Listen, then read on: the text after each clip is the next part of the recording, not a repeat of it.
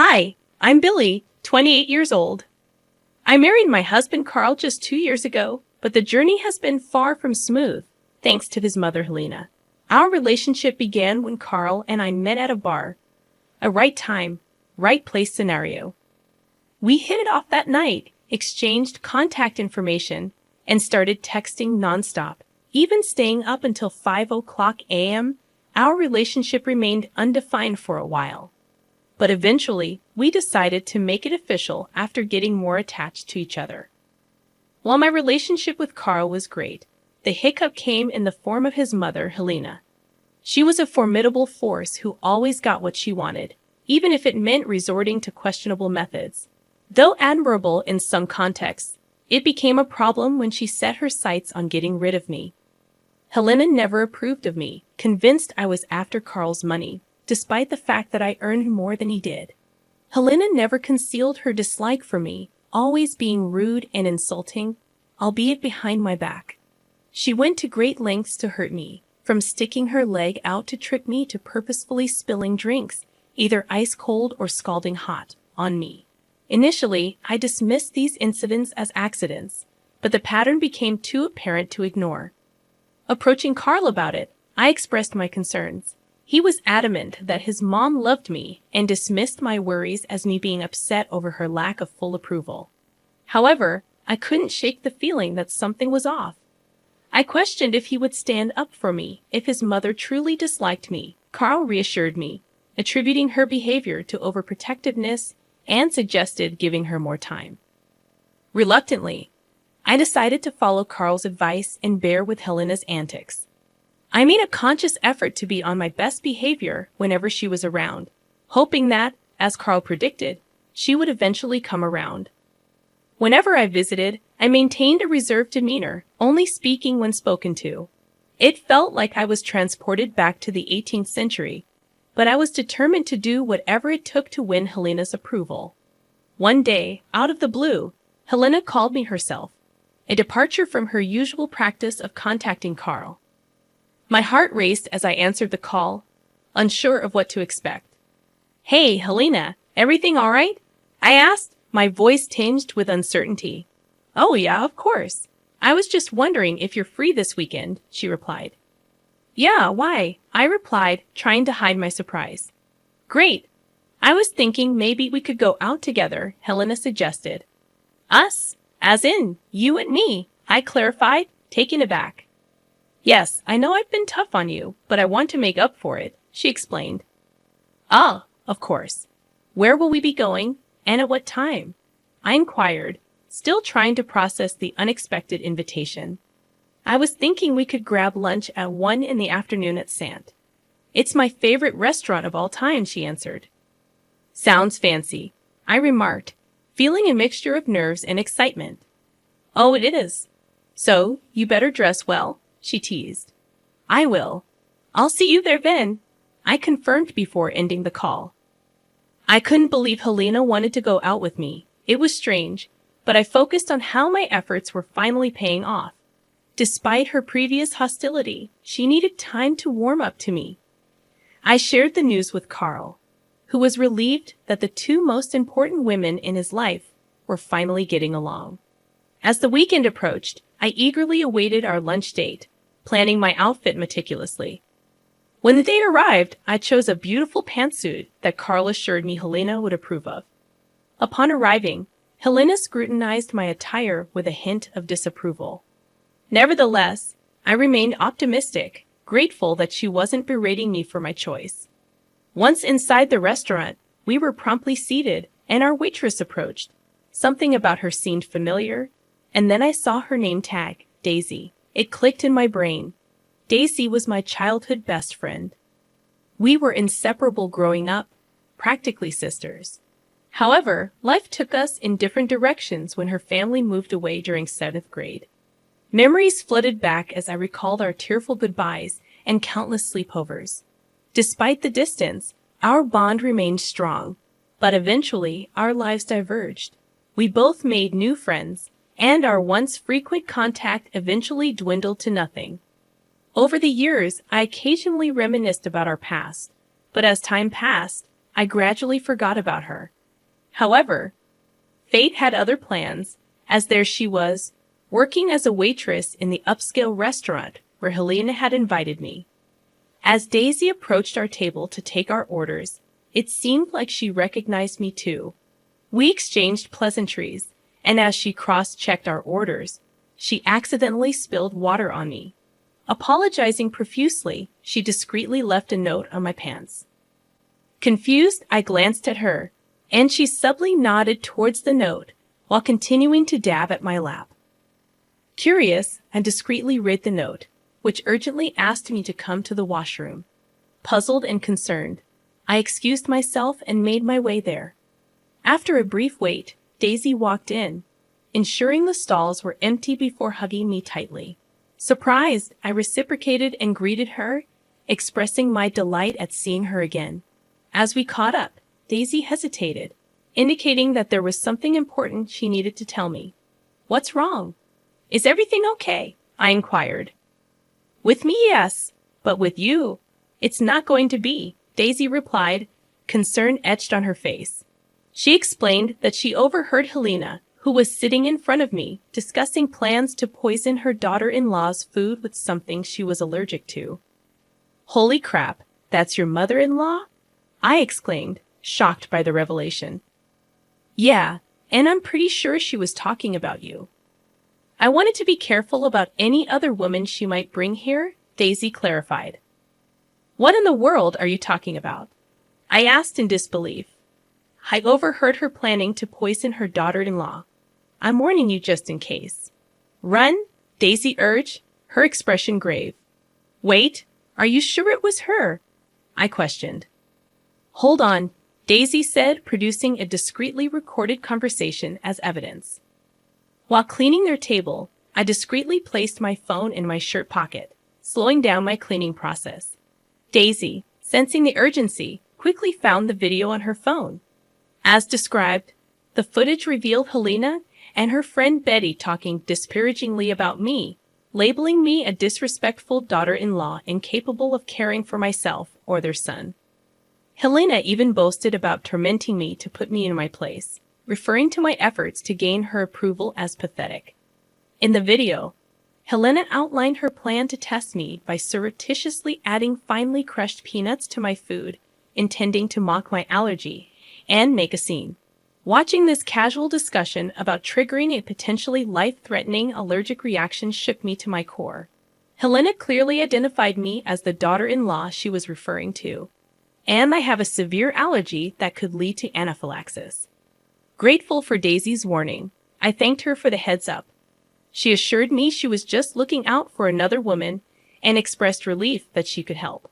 We exchanged phone numbers, and I informed her that I might use her name as an excuse to leave, to which she agreed. Leaving a generous tip, I returned to our table where Helena was visibly impatient and upset. She remarked on my appearance, accusing me of looking like I'd peed my pants. I explained that the waitress had apologized for the spill, downplaying it as a minor issue. Despite Helena's dismissal of the waitress's courtesy, I used the wet pants as an excuse to leave. Helena insisted that I stay and continue the gathering, but I expressed concern about the cold AC and my discomfort. Apologizing, I stated that I needed to leave immediately to avoid falling ill. Helena, clearly disappointed, tried to guilt me for leaving when she had extended an invitation to know me better. Apologetic yet resolute, I explained it was beyond my control and left, encouraging her to enjoy the rest of her time at the restaurant. After expressing my excuse, I left promptly and drove straight home. However, before reaching home, I made a detour to a gas station where I texted Daisy, urgently requesting the video of Helena discussing her plan.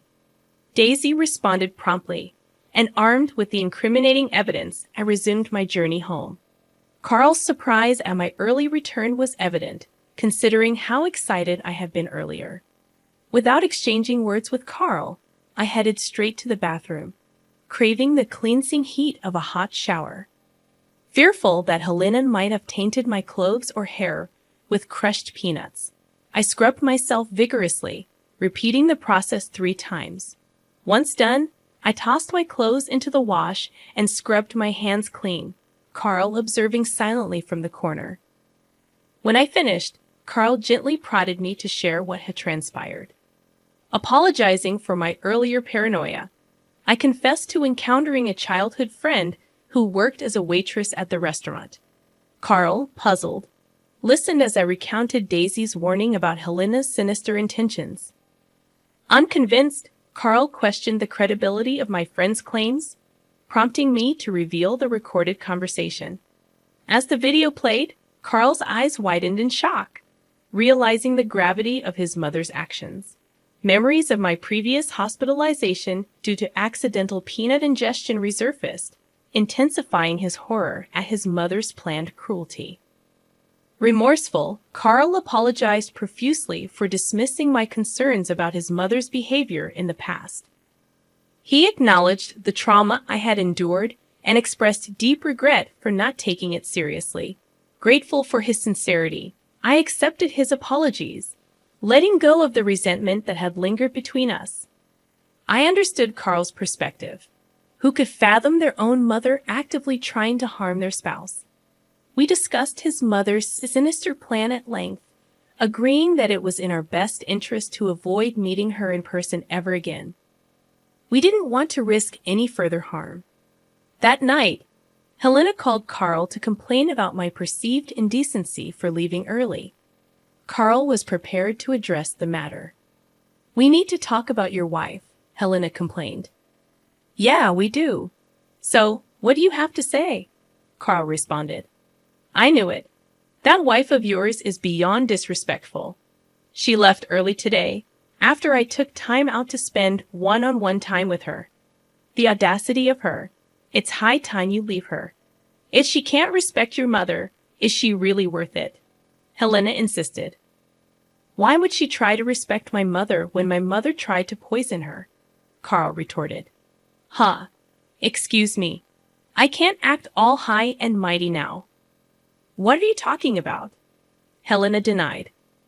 "I have a video of you discussing how you were going to mix crushed peanuts into her food with Aunt Betty. Whether it was a joke or not, it was sick. I'm glad Billy was informed and got herself out of the situation fast. Neither of us wants you to visit us ever again. We can chat and video call, but that's about it. If you show up, we will release the video and get a restraining order against you. Goodbye, Mom," Carl firmly declared before ending the call. Carl's assertiveness was liberating, as he stood up for me, expressing the things I wished to convey to Helena from the start. Helena persisted in calling and texting, spewing insults against me. Carl occasionally picked up her calls, hearing her accuse him of disrespecting her by believing his wife's lies. Nevertheless, he always found a way to end the conversation. Initially skeptical about Helena listening to our firm stance, she kept her communication limited to calls and texts for months. Just as we began to relax, Helena decided to visit. Frustrated by her relentless insults, Carl ignored her calls for about 2 weeks. She was displeased with our decision, and in her determination to express her dissatisfaction, she chose to show up uninvited at our house. Her incessant doorbell ringing and shouts for us to open up became unbearable. Despite attempting to ignore her, the persistent noise eventually gave me a headache, prompting Carl to open the door. She pushed him aside and marched into the house. Wary of her evident anger and potential for causing harm, I tried to keep my distance. However, my curiosity led me to observe the confrontation. Helena wasted no time in expressing her displeasure. "Mom, what are you doing here? Didn't we? Don't you start with me, Carl. I'm your mother, and I have a right to know about what's going on in your life." "Sure, but you've never actually asked me what's been going on in my life. All you've been giving me are your unsolicited opinions on my wife. They're not opinions. They're facts. Look, I'm sorry I ignored your calls, but you need to leave now. I'm not leaving until your witch of a wife comes here and apologizes for defaming me." "Defaming? She didn't do anything like that. How can you stand up for her against your own mother?" "I didn't at first, but then I saw the proof and I couldn't side with you anymore. So get out, please. That proof is fabricated. Like I'd ever try to put crushed peanuts in her food. I'm going to ask you to leave once again, or I will get the police involved. Helena refused to leave, escalating the situation by accusing me of being a family wrecker and threatening to make me pay in the worst possible way. Terrified, I was relieved when Carl called the police, who escorted her away. Subsequently, we filed for a restraining order, determined to maintain a distance from her. Helena persisted in portraying me as evil to the police. This false narrative hurt, especially since I hadn't done anything to warrant such hostility. Facing backlash from Carl's relatives for seemingly villainizing his mother, Carl took a bold step. He placed them in a group chat, sharing the video of Helena planning to poison me and explaining my severe peanut allergy. The relatives apologized and redirected their anger at Helena. Unwilling to accept responsibility, Helena retaliated by blowing up our phones, accusing us of defaming her again. Despite the challenging months, we decided to move on, blocking Helena everywhere and committing to no contact with her. Grateful for Daisy's intervention, I rekindled our friendship and life has taken a positive turn. We've hung out a lot, almost returning to our old friendship. With Helena out of our lives, we look forward to a better and brighter future.